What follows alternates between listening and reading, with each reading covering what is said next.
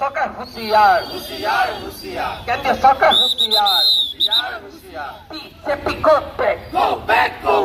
BJP go back এই চলিছে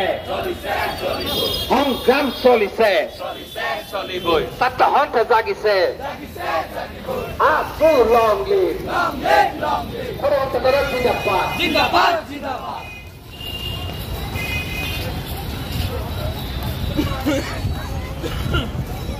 বাংলাদেশের ক্ষতিগ্রস্ত হবে পুনঃ সংস্থাপনের ব্যবস্থা করো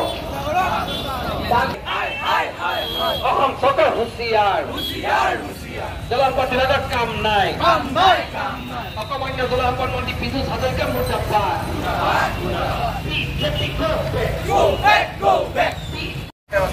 অসম চৰকাৰ হাই অসম চৰকাৰ হুঁচিয়াৰ BJP go back BJP go back BJP go back BJP go back এই চলিছে গৰাখনে ক্ষতিগ্ৰস্তসকলক পুনঃ সংস্থাপনৰ ব্যৱস্থা কৰক জলসম্পদ মন্ত্ৰী অসম চৰকাৰ হুঁচিয়াৰ BJP go back BJP go back এই চলিছে সংগ্ৰাম চলিছে ছাত্ৰ সন্থা so long live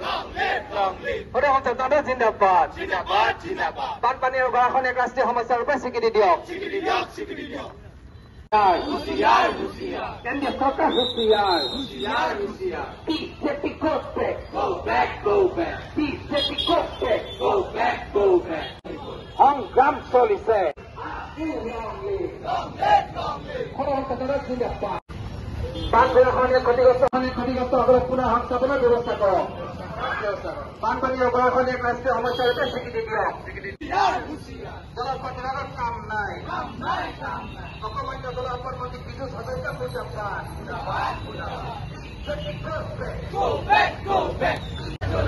সংগ্ৰাম চলিছে ছাত্ৰ সন্থা জাগিছে সংস্থাপনৰ ব্যৱস্থা কৰক বানপানী আৰু গৰাখন এক ৰাষ্ট্ৰীয় সমস্যাৰ ৰূপে স্বীকৃতি দিয়ক অসম ছাত্ৰ সন্থাৰ আহ্বানত আজি সদৌ শিৱসাগৰ জিলা ছাত্ৰ সন্থাই বান আৰু গৰাখহনীয়া সমস্যাক ৰাষ্ট্ৰীয় সমস্যা হিচাপে সমাধানৰ দাবীত আৰু এই গোটেই সমস্যাটোৰ স্থায়ী সমাধানৰ দাবীত এক প্ৰতিবাদী বিক্ষোভ কাৰ্যসূচী ৰূপায়ণ কৰি সদৌ শিৱসাগৰ জিলা ছাত্ৰ সন্থাই প্ৰতিবাদ সাব্যস্ত কৰিছে আৰু এই কাৰ্যসূচীৰ যোগেদি আমি অসম চৰকাৰক সকীয়াই দিব খুজিছোঁ যে বানপানী আৰু গৰাখহনীয়াৰ সমস্যা অসমৰ জাতীয় জীৱনক প্ৰত্যেক বছৰে প্ৰভাৱিত কৰি অহা ডাঙৰ সমস্যা আৰু যি সময়ত কেন্দ্ৰত বিজেপি